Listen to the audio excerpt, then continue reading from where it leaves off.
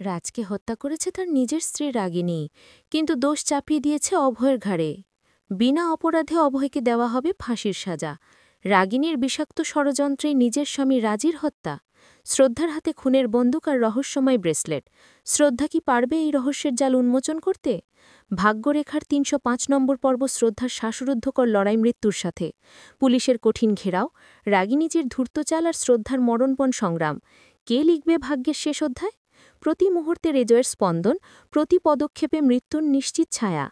Hello বন্ধুরা, সবাই কেমন আছো? আশা করি তোমরা সকলে দারুণ ভালো আছো। এবার নিয়ে এলাম ভাগ্যরেখা ধারাবাহিক নাটকের ৩০৫ নম্বর পর্বের একটি চমৎকার ব্যাখ্যা। তাহলে বন্ধুরা, আর দেরি না করে চলো মূল গল্পে ঝাঁপিয়ে পড়ি। তার আগে যারা এখনও আমাদের এই চ্যানেলে সাবস্ক্রাইব করনি, তারা এখনই সাবস্ক্রাইব করে পাশের ঘন্টা আইকনটি চালু করে রাখো। এই পর্বের শুরুতে আমরা দেখি শ্রদ্ধা তার ফোনে সেদিনের পার্টির ছবি দেখতে দেখতে একটি ভিডিও খুঁজে পায়, যা দেখে সে হতবাক হয়ে যায়। কারণ সেই ভিডিওতে এমন কিছু ছিল যা থেকে হয়তো আসল খুনিকে শনাক্ত করা যাবে। এরপর শ্রদ্ধা ড্রয়িং রুমে আসে, যেখানে কীর্তি এবং বরুণ গল্প করছিল। বরুণ বলছিল আর মাত্র একটা রাত, আজকের রাতের পরেই কেসের চূড়ান্ত শুনানি। এই রাতের মধ্যে আমরা কিভাবে অভয়কে বাঁচাবো? তখন শ্রদ্ধা ঘরটি তন্ন তন্ন করে খুঁজতে শুরু করে। কীর্তি তাকে দেখে বলে, দিদু কি হয়েছে? তুমি কি খুঁজছ, আমাদের বলো। কিন্তু শ্রদ্ধা কাউকে কিছু না বলে একা একা খুঁজতে থাকে। এরপর সে একটি ব্রেসলেট খুঁজে পায় এবং সেটি হাতে নিয়ে কীর্তিকে বলে, কীর্তি ফোনটা নিয়ে এসো। কীর্তি ফোনটি নিয়ে আসে। তখন শ্রদ্ধা বলে, এই দেখো, ফোনে যে ভিডিওটা আছে সেটা দেখো। বরুণ তখন বলে, এই ব্রেসলেটটা কার? যার হাতে এই ব্রেসলেট ছিল সেই আসল খুনি। বরুণ শ্রদ্ধাকে বলে, শ্রদ্ধা তুমি বলো, এই ব্রেসলেটটা কার? আমরা আদালতে এটা প্রমাণ করব। শ্রদ্ধা বলে, আমি নিজেই এই প্রমাণ আদালতে পেশ করব। শ্রদ্ধা বাড়ি থেকে বের হতে যাবে, ঠিক তখনই ইন্সপেক্টর কিরণ মাধব তার পুরো টিম নিয়ে শ্রদ্ধারের বাড়িতে হাজির হয় এবং বলে, তোমরা কেউ এই বাড়ি থেকে বের হতে পারবে না। বুয়াজি তখন বলে, বাড়িতে আবার কি নতুন নাটক শুরু হলো? শ্রদ্ধা বলে, বুয়াজি, এই ঘরে যেহেতু খুন হয়েছে, তাই শুনানির আগ পর্যন্ত কেউ এখান থেকে বের হতে পারবে না। পুলিশ এখানে পাহারা দেবে। এরপর শ্রদ্ধা কীর্তিকে ইশারায় বলে, কীর্তি যেভাবেই হোক আমাকে এই বাড়ি থেকে বের করার ব্যবস্থা করো। তুমি চা বানানোর ছুতো দেখাও। কীর্তির মাথায় তখন বুদ্ধি আসে। সে ইন্সপেক্টরকে বলে, আমি চা বানাতে যাচ্ছি। সবাই যেহেতু জেগে আছে, তাই সবাইকে চা খাওয়ানো উচিত। কীর্তি চা বানাতে চলে যায়। এরপর বাচ্চারা সেখানে আসে এবং পুলিশ দেখে ভয় পায়। সানভি বলে, মাম্মা পুলিশ আন্টি এখানে কেন এসেছে? সিয়া বলে, আমাদের সবাইকে জেলে নিয়ে যাবে নাকি? শ্রদ্ধা বলে, না মা, এমন কিছু নয়। তোমরা ভয় পেও না, আমি তো আছি। শ্রদ্ধা তখন সোনিয়াকে বলে, সোনিয়া বাচ্চাদের নিয়ে ঘরে যাও। এরপর কীর্তি চা নিয়ে আসে এবং সবাইকে চা দেয়। ইন্সপেক্টরের কাছে চা দিতে গিয়ে কীর্তি ইচ্ছাকৃতভাবে তার গায়ে একটু চা ফেলে দেয়, যাতে সবার নজর সেখানে থাকে এবং শ্রদ্ধা বাড়ি থেকে বেরিয়ে যেতে পারে। এই সুযোগে শ্রদ্ধা বাড়ি থেকে পালিয়ে যায়। ইন্সপেক্টর লক্ষ্য করে শ্রদ্ধা চলে গেছে এবং মনে মনে ভাবে, শ্রদ্ধা তুমি আমার নজরেরই পালিয়েছ? যাও, কিন্তু মনে রেখো, কাল অভয়ের ফাঁসি কেউ আটকাতে পারবে না। এরপর আমরা দেখি অভয়কে ফাঁসিতে ঝোলানো হচ্ছে। তার মাথায় কালো কাপড় দেওয়া হয়, কিন্তু ঠিক তখনই বোঝা যায় এটা অভয়ের কল্পনা ছিল।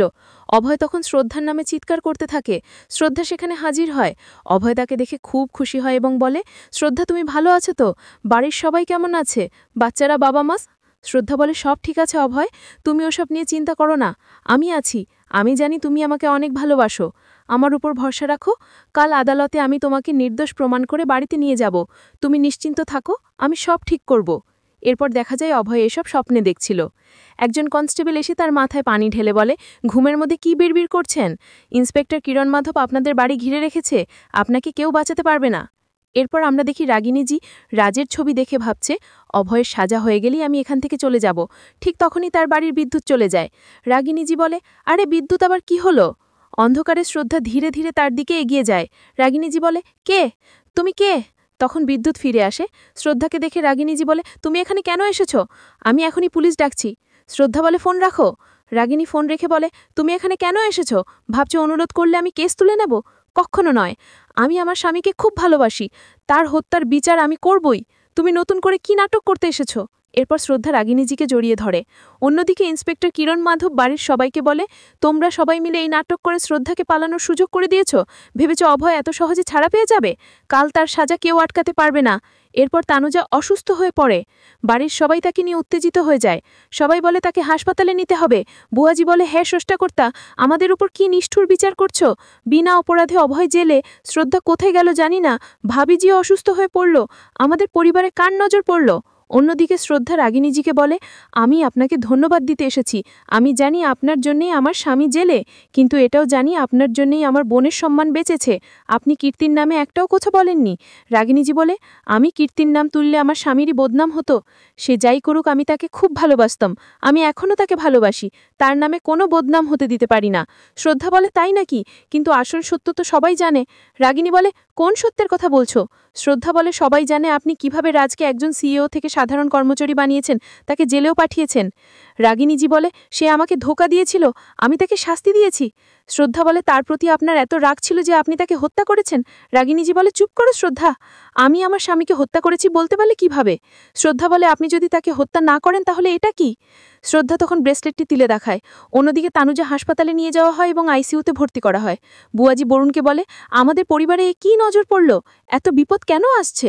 বরুণ বলে, এসব কীর্তির পাপের শাস্তি, তার ভুলের জন্যই এসব হচ্ছে।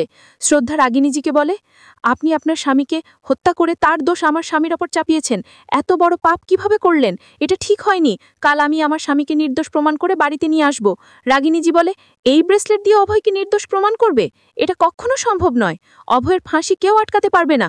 শ্রদ্ধা বলে, আমি জানি শুধু এই ব্রেসলেট দিয়ে প্রমাণ হবে না, আমার কাছে আরও প্রমাণ আছে। তখন শ্রদ্ধা সেই বন্দুকটি বের করে যা দিয়ে রাজকে হত্যা করা হয়েছিল। রাগিনী হতবাক হয়, কিন্তু সে বলে, শ্রদ্ধা, তুমি কত বোকা! আমার বন্দুক আমার সামনে বের করেছো। রাজ আমাকে ধোঁকা দিয়েছিল, আমি তাকে হত্যা করে শাস্তি দিয়েছি। বন্দুক নিয়ে এসেছো, ভেবেছো আমি তোমাকে যেতে দেব? রাগিনী বন্দুকটি কেড়ে নিয়ে পালাতে যায়। শ্রদ্ধা তখন একটি ফুলদানি দিয়ে রাগিনীকে আঘাত করে। রাগিনী পড়ে যায়। শ্রদ্ধা বন্দুক নিয়ে পালাতে যায়। রাগিনী বলে, শ্রদ্ধা, তুমি এটা করতে পারো না। অভয়ের ফাঁসি হলেই আমি দেশ ছেড়ে চলে যাব। তুমি আমার জীবন নষ্ট করছো। ঠিক তখনই রাগিনীজির সেক্রেটারি এসে একটি বড় লাঠি দিয়ে শ্রদ্ধার মাথায় আঘাত করে। শ্রদ্ধা অজ্ঞান হয়ে যায়। তাহলে বন্ধুরা, এই ছিল ভাগ্যরেখা ধারাবাহিক নাটকের ৩০৫ নম্বর পর্বের একটি দারুণ ব্যাখ্যা। আর ৩০৬ নম্বর পর্বে আমরা দেখব শ্রদ্ধাকে বেঁধে রাখা হয়েছে। অন্যদিকে আদালতে অভয়ের ফাঁসির শুনানি চূড়ান্ত হবে। তাহলে বন্ধুরা, সেটা দেখতে হলে তোমাদের অবশ্যই আমাদের এই চ্যানেল সাবস্ক্রাইব করে পাশের ঘন্টা আইকনটি চালু করে রাখতে হবে। ধন্যবাদ সবাইকে।